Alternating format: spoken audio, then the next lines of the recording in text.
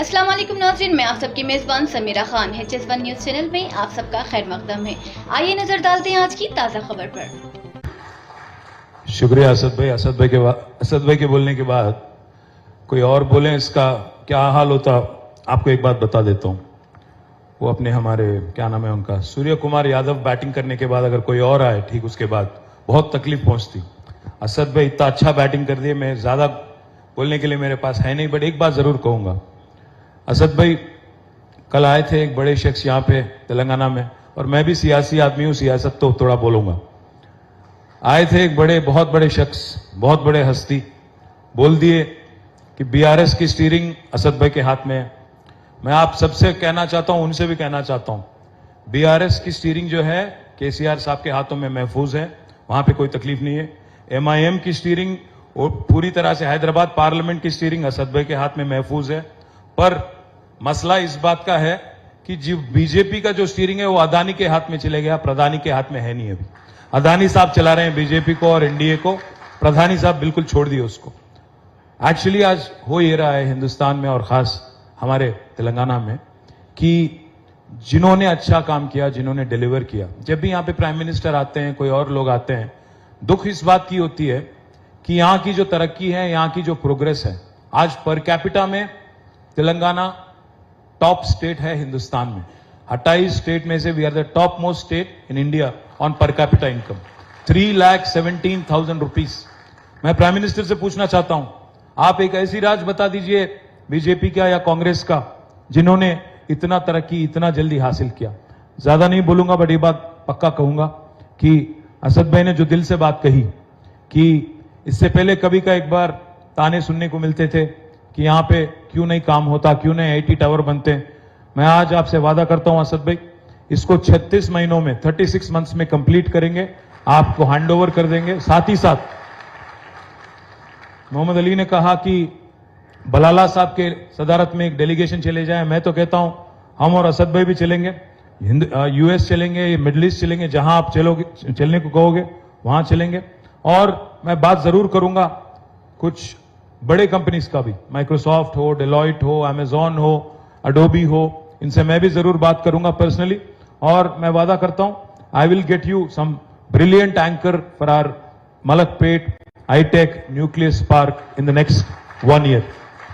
मैं विश्वास रखता हूं, इस बात का यकीन है मुझे कि चुन के तो वापस हम ही आएंगे। मुझे कोई इसमें कोई सेकंड ओपिनियन है ही नहीं, क्योंकि हमने काम किया, हमने पिछले 9 साल में काम किया, अमन को बरकरार रखा। और जो हैदराबाद में एक माहौल इससे पहले जो था एक तनाव वाला, वो आज नहीं है। आप एक बार सोचिएगा, कभी एक टाइम होता था हैदराबाद में गणेश चतुर्थी आया, रामनवमी आया, या कोई मिलाद या कोई और इवेंट आया, तो कहीं ना कहीं एक कर्फ्यू लगाने वाली एक माहौल, एक अनरेस्ट पैदा होता था। मैं यही हैदराबाद में ग्रामर स्कूल से मैंने पढ़ा, तो मुझे बहुत अच्छी तरह से याद है 20-25 साल पहले हर साल 7 दिन से लेकर 10 दिन तक छुट्टियां मिलती थी। आजकल बच्चे नाराज हैं हमसे, स्कूल जाने वाले बच्चे, कि उनको आजकल छुट्टियां नहीं मिलती ज्यादा। पर खुश इस बात से हम हैं कि आज Hyderabad has become a shining example for the rest of the country. आज बाकी हिंदुस्तान आप देखिए, मॉब लिंचिंग कहीं सुनने को मिलते हैं, कहीं और जगह कहीं और सुनने को मिलता है।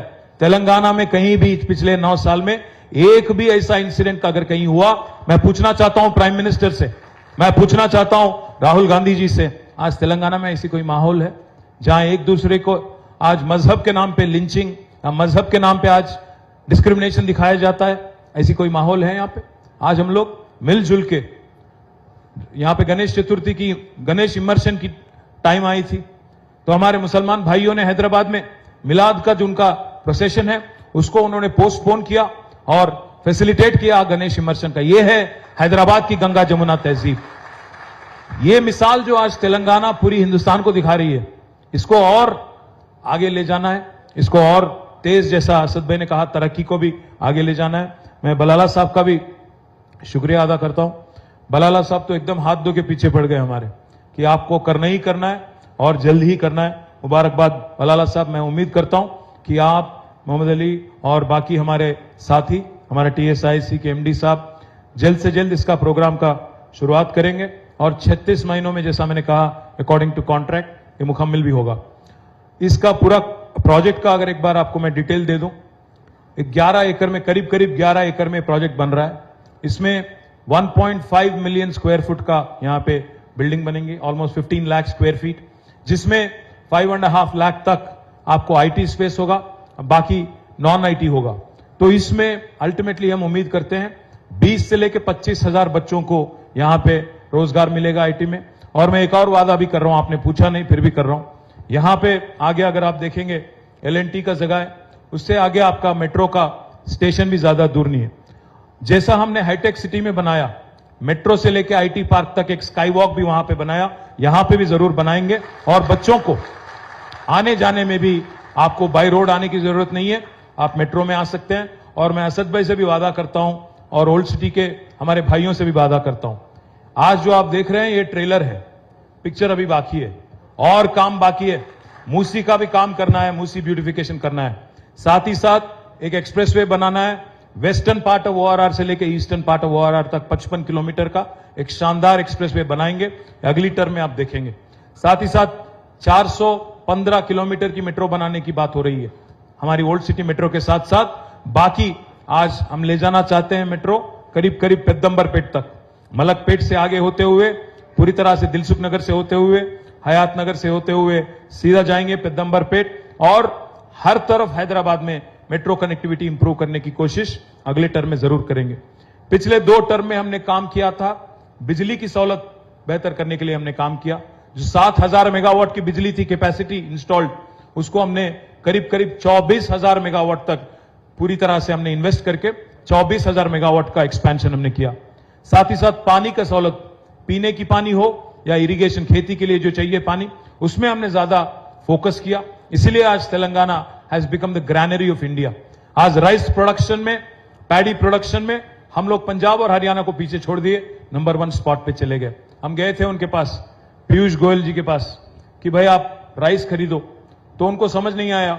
उनको हमने कहा कि 2014 में यहां से करीब 70 लाख मेट्रिक टन का पैडी निकलता था, आज 3.5 करोड़ टन का मेट्रिक टन का पैडी निकल रहा है। उनको समझ नहीं आया। उन्होंने पूछा हमसे कि भाई क्या चमत्कार कर दिया आपने। मैंने उनसे कहा ऐसा करिए पीयूष जी, आप आइएगा, हेलीकॉप्टर हम लगाएंगे, सरकारी खर्चों से आप आइएगा, हम ले जाएंगे आपको पूरे तेलंगाना में। आज दुनिया का प्राइम मिनिस्टर बोलते हैं वोकल फॉर लोकल, बट जब यहां पे आते हैं तेलंगाना, उनको दिखता नहीं है कि महबूब नगर में जो आज हमने बनाया पालामुरु रंगारेड्डी लिफ्ट इरिगेशन प्रोजेक्ट, जिसमें दुनिया के सबसे मोस्ट पावरफुल पंप हाउस लगे हैं, 145 मेगावाट वाले पंप हाउस लगे हैं, पंप लगे हैं, वो दिखता नहीं उनको। दुनिया का सबसे बड़ा लिफ्ट इरिगेशन प्रोजेक्ट आज हिंदुस्तान में है और तेलंगाना में है, जिसका नाम है कालेश्वरम लिफ्ट इरिगेशन प्रोजेक्ट, जिसमें मोदी साहब ने कुछ नहीं दिया, एक अंडा दिया हमें, जीरो, बिग जीरो। और हमने, हमारी गवर्नमेंट ने केसीआर साहब के लीडरशिप में आज हमने प्रोजेक्ट बना दिया।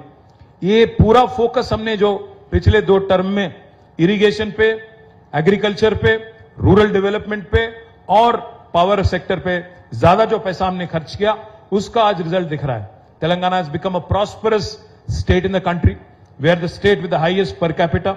आईटी की भी आज बहुत अच्छी ग्रोथ है। अभी असद भाई कह रहे थे, मैं आप सभी को एक बात बताना चाहता हूं, ये शायद आपको बात सुन के थोड़ा ताजुब भी होगा। पिछले 2 साल, last 2 years, we have crossed Bangalore in technology jobs creation in India. We are now the leader. Last year, 33% of the total technology jobs in India came from Hyderabad. This is not my report, this is NASSCOM report. और दूसरी बात, इस साल और भी खुशी की बात है, पिछले साल 33% था हैदराबाद का शेयर, इस साल 44% है। पूरे हिंदुस्तान में जो टेक्नोलॉजी जॉब्स है, 44% jobs are coming from Hyderabad. पर हमने ये सोचा कि एक आईटी ग्रोथ एक ही जगह नहीं होना चाहिए, ग्रोथ होना चाहिए डिस्पर्शन में। इसलिए हमने चालू किया उप्पल में, एक कोम्पल्ली में, और यहां पे आज मलकपेट में भी एक आईटी टावर आ रही है, जो 700 करोड़ के साथ बनेगा। ये 700 करोड़ इसमें पैसा लगने वाला है। जैसा मैंने कहा 1.5 मिलियन स्क्वायर फुट, मतलब 15 लाख स्क्वायर फुट का बिल्डिंग बनेगा और शानदार बिल्डिंग बनेगा। मैं उम्मीद करता हूं मोहम्मद कि आप काम टाइमली करेंगे, और मैं पूरी तरह से आपको आज यकीन दिलाता हूं कि मैं खुद चलूंगा, बलाला भी चलेंगे हमारे साथ, असद भाई भी आएंगे। हुकूमत तो बनना ही बनना है, लोगों का आशीर्वाद जरूर मिलेगा, हमें उम्मीद है। और चल के बाकी दुनिया में जितने बड़े बड़े कंपनीज हैं उनको भी अट्रैक्ट करेंगे हैदराबाद। उनको भी कहेंगे कि आज मलकपेट से जो बच्चे निकल के जाते हैं, जैसा असद भाई ने कहा, जो बच्चे यहां बैठ के गाड़ी में हाईटेक सिटी जाके काम कर रहे हैं, उनको वहां जाके काम करने की नौबत ना पड़े। यहीं पे उनका एम्प्लॉयमेंट भी होगा और घर से बहुत पास में उनका आना जाना होगा। उम्मीद करता हूं कि 36 महीनों में ये कंप्लीट करके एक गिफ्ट के नाते, मुझे याद है बचपन में हम लोग जब यहां आते थे मलकपेट की तरफ, सबसे बड़ी इमारत थी वो मलकपेट टीवी टावर। मैं उम्मीद करता हूं मलकपेट टीवी टावर को लोग भूल जाएंगे और ये जो 30 मंजिल वाला आज ये न्यू टावर है, इसको याद रखेंगे और बोलेंगे कि भाई मलकपेट का पहचान है यहां की आईटी टावर। शुक्रिया आप सभी का। जय तेलंगाना, जय Hind. Thank you so much sir. Ladies and gentleman, हमारे लीडर्स के लिए, उनके विजन के लिए, for being our big support system, एक बार जोरदार ताली हो जाए। Thank you.